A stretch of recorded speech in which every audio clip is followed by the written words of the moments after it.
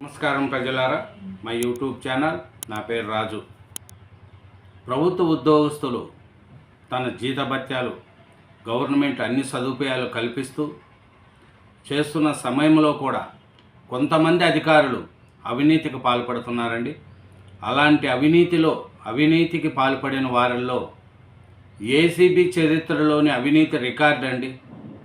ఆఫీసులోనే 25 లక్షల లంచం తీసుకుంటూ దొరికినాడండి. ఆయన గిరిజనకు సంబంధించిన శాఖ అంట. ఈఎన్సి శ్రీనివాస్ గారని ఆయన ఏసీబీ చరిత్రలోని అవినీతి రికార్డు అంట. ఈయన కూడా ఇంతకుముందు చాలాసార్లు పట్టుకున్నారంట. ఇంకా 3 వారాల్లో రిటైర్డ్ అవుతాడంట. అట్లాంటి ఆయన ఏసీబీ చరిత్రలోని అవినీతి రికార్డు 25 లక్షలు లంచం తీసుకుంటూ, ఏది ఎక్కడా కాదు, ఆఫీసులోనే, మళ్ళీ ఎక్కడా ఏమీ వేరే మనిషి ఏం లేదు, డైరెక్ట్గా ఆఫీసులోనే లంచం తీసుకుంటూ రెడ్ హ్యాండెడ్గా దొరికిపోయాడండి గిరిజన ఈఏఎన్సి శ్రీనివాస్. చూడండి, ఆయన 3 వారాల్లో రిటైర్డ్ అవుతాడంట. 3 వారాల్లో రిటైర్డ్ అయ్యే ఆయన 25 లక్షల లంచం తీసుకుంటూ రెడ్ హ్యాండెడ్గా దొరికారండి. ఎక్కడా ఏమి అని అనుకుంటే చూసుకుంటే ఇంత భారీ సొమ్ము దొరకడం తొలిసారి. ఎందుకంటే ఏసీబీ అధికారులకు 25 లక్షల లంచం, అది ఏంది, తన ఆఫీసులోనే, ఎక్కడ బయట కాదు, ఎవడు పట్టుకుంటారులే నన్ను, ఏం చేస్తారులే అనే లెక్కలో లంచం తీసుకుంటూ రెడ్ హ్యాండెడ్గా దొరికాడట. ఇతను ఏకంగా 5 కోట్లు డిమాండ్ చేశాడంట అండి. ఇంత అంత కాదు, కోట్లు కాదు, లక్షలు కాదు, వేలు కాదు, 5 కోట్లు ఇవ్వనందుకు 5 కోట్లు అడిగాడంట. అతను ఇవ్వనందుకు పాపం కాంట్రాక్టర్కి 35 కోట్లు పెండింగ్ పెట్టాడంట. చూడు, ఆయన కాంట్రాక్టర్ అప్పులు తెచ్చి, బ్యాంకీల్లో డబ్బులు తెచ్చి, పనులు చేసి గవర్నమెంట్కు వాళ్ళు ఇచ్చేటప్పుడు బిల్లులు తీసుకుంటూ పోతే 35 కోట్లు పెండింగ్ పెట్టాడంట. నాకు 5 కోట్లు ఇస్తే నీకు 35 కోట్లు పెండింగ్ బిల్లులు పాస్ చేస్తానని పెట్టాడంట ఆయన. శ్రీనివాస్ అంట ఆయన పేరు. ఏం ఆశ అండి, ఏం చచ్చిపోయేటప్పుడు ఎత్తుకొని పోతారా? ఇంత డబ్బులు సంపాదిస్తారు కదా, పోయేటప్పుడు ఏమన్నా ఈ 5 కోట్లు ఏమన్నా ఆయన వెనకంటే వస్తాయా? మొన్న అంతే, కాళేశ్వరం ప్రాజెక్టులో ఇంజనీర్లు 1000 కోట్లు, అతని ఆస్తులు చూసుకుంటే 1000 కోట్లు ముగ్గురు. అట్లాగా చూడండి, అవినీతి అధికారులు ఒక్కొక్కరు ఎంత లంచాలు తీసుకుంటున్నారో మీరు ఆలోచించండి. ఈయన శ్రీనివాస్ గారు, ఈయన ఏం చేశాడు, కాంట్రాక్టర్ దగ్గర 35 కోట్లు పెండింగ్ పెట్టినాడంట. ఎంత, 5 కోట్లు డిమాండ్ చేస్తే ఆ 5 కోట్లు ఇవ్వనందుకు 35 కోట్లు పెట్టాడంట. గతంలో 2 సార్లు చిక్కాడంట. ఆయన 2 సార్లు చిక్కినా ఏమి భయపడలేదంట. ఏం చేసుకుంటారులే, జైలే కదా అనుకున్నాడు ఆయన. రిటైర్మెంట్కు 3 వారాల ముందు మళ్ళీ జైలు పట్టుకొని 25 లక్షలు లంచం తీసుకుంటాడంట. పట్టుకుంటే ఇంకా రిటైర్మెంటు 3 వారాలు ఉంది, మళ్ళీ జైలుకు పంపించారు. ఇది ఎక్కడా అండి, మీరు ఆలోచించండి. ఈ అవినీతి, కొందరు అధికారులు అవినీతికి పాల్పడుతూ ఉంటే జనం కూడా ఏం డబ్బులా ఏంది అనిపిస్తుంది. పోయేటప్పుడు ఏమన్నా తీసుకెళ్ళిపోతారా? ఇంత డబ్బులు లంచాలు తీసుకుంటూ. ప్రభుత్వం అన్ని సౌకర్యాలు కల్పిస్తుంది ప్రతి ఉద్యోగస్తులకు, ఏది కావాలంటే అది ఇస్తుంది. అయినా కొంతమంది ప్రభుత్వ ఉద్యోగస్తులు బుద్ధిపెట్టినట్టు లంచాలు తీసుకుంటున్నారు. అందరూ అలా లేరు, కానీ కొంతమంది అలా ఉన్నారు. ఇట్లాంటి శ్రీనివాస్ గారు చూడండి, ఈయన ఇప్పటి వరకు మనం చూసుకుంటే 4 లక్షలు 6 లక్షలు డిమాండ్ చేసి స్వల్ప మొత్తంలో నగదు తీసుకుంటున్న వారిని ఏసీబీ పట్టుకునింది. తాజాగా ఏకంగా 5 కోట్ల రూపాయల లంచాన్ని డిమాండ్ చేసి 25 లక్షల టోకన్ నగదు తీసుకుంటున్న అధికారిని ఏసీబీ అధికారులు పట్టుకున్నారు. చూడండి, ఈయన 25 లక్షలు ఓన్లీ అడ్వాన్స్, ఇంకా మిగతాది తర్వాత ఇన్స్టాల్మెంట్లో తీసుకుంటున్నాడు. ఆయన్ను పట్టుకున్నారు. మరి ఏమి చెప్పండి, ఎంత ఇతన్ని చూస్తే ఇంకా ఈయన గిరిజన సంక్షేమ శాఖ ఈఎన్సి శ్రీనివాస్ తన ఛాంబర్లో ఒక కాంట్రాక్టర్ నుంచి ఈ మేరకు డబ్బులు తీసుకుంటూ అడ్డంగా దొరికిపోయారు. ఇది ఎక్కడా కాదండి, ఏసీబీ చరిత్రలో ఇది అతిపెద్ద ట్రాప్.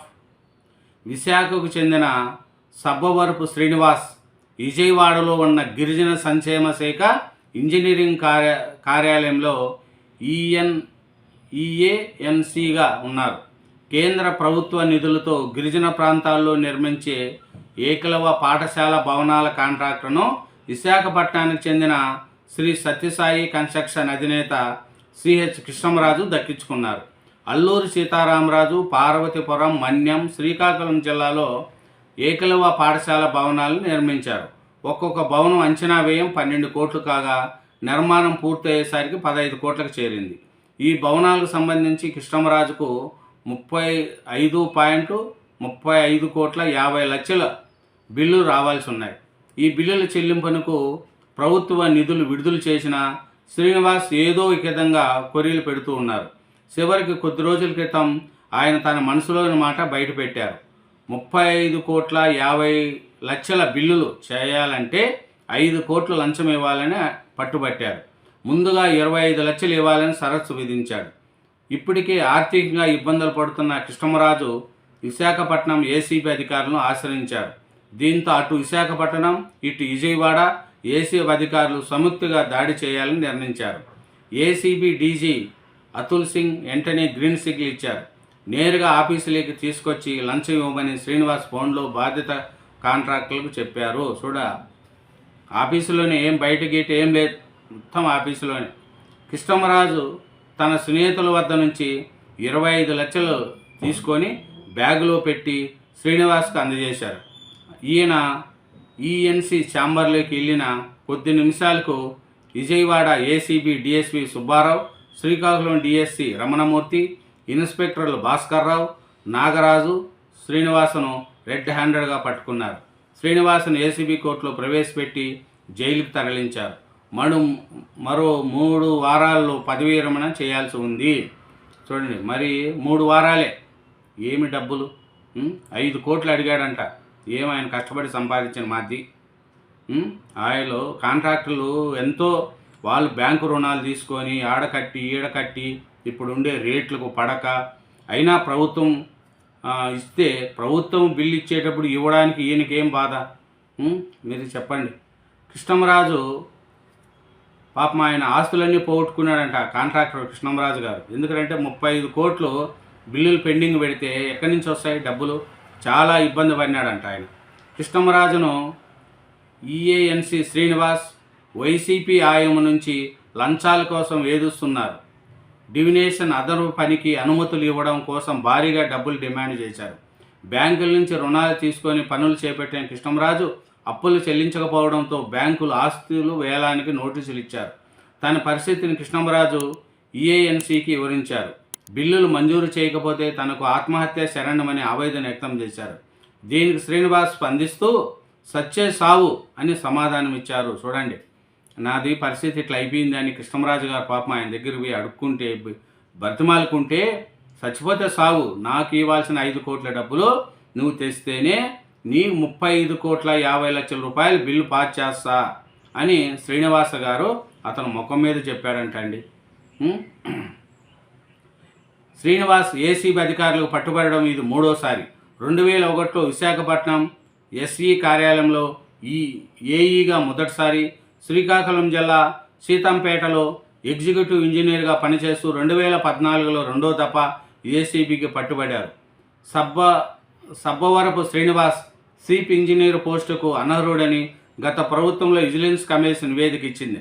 అయితే అప్పట్లో ఉత్తరాంధ్రకు చెందిన మంత్రుల ద్వారా వ్యవహారాలను చక్కనబెట్టి ఆయన ఈ కుర్చీలో కూర్చున్నాడు. నెలాఖరుకు ఉద్యోగ విరమణ చేస్తుండడంతో ఇంకా ఈ సీట్లో కొనసాగడానికి ప్రయత్నాలు చేశారు. కేంద్ర ప్రభుత్వం లంబసింగిలో 35 కోట్లతో గిరిజన మ్యూజియం నిర్మించాలని నిర్ణయించింది. టెండర్ ప్రక్రియలో కృష్ణమరాజుకు కాంట్రాక్టర్ దక్కింది. మ్యూజియం సెట్రింగ్ స్థాయికి వచ్చేసరికి ఇసుక కొరత కారణంగా పనులు నిలిచిపోయినాయి. దీన్ని అవకాశంగా మార్చుకున్న శ్రీనివాస్ కృష్ణమరాజును తప్పించి మరో కాంట్రాక్టర్కు పనులు అప్పగించారు. దీనిపై కృష్ణమరాజు హైకోర్టును ఆశ్రమించారు. కోర్టు ఆయనకు అనుకూలంగా తీర్పు ఇచ్చింది. ఈ తీర్పును అమలు చేయడానికి కృష్ణమరాజు నుంచి శ్రీనివాస్ కోటి లంచం డిమాండ్ చేశారు. ఈ పరిమాణాలను కాంట్రాక్టర్కు మంత్రి లోకేష్కు మెయిల్ ద్వారా తెలియజేశారు. ఆ మరునాడే లోకేష్ కార్యాలయం నుంచి కృష్ణమరాజుకు ఫోన్ వెళ్ళింది. మొత్తం ఆధారాలను పరిశీలించిన తర్వాత న్యాయం చేస్తామని హామీ ఇచ్చారు. చూడండి, కాంట్రాక్టర్ దిక్కుముక్కు లేక లోకేష్ గారికి మెయిల్ పంపించాడంట, నా పరిస్థితి ఇది, మీరు నన్ను కాపాడండి, నన్ను ఇట్లా ఏదిస్తున్నాడు అని. ఇట్లాంటి అధికారులు కూడా మన దేశంలో ఉండారు, రాష్ట్రాల్లో ఉండారు. ఇలా ప్రజల సొమ్ము జీతాలు తీసుకుంటూ ఉండి కూడా లంచాలకు చేసే ఇట్లాంటి లంచగుండలను ఏమనాలి, ఎట్లాంటి పనులు చేయాలి? ఆలోచించండి ప్రజలారా. Thank you very much. ఛానల్ను సబ్స్క్రైబ్ చేయండి, నా వీడియోను లైక్ చేయండి. Thank you.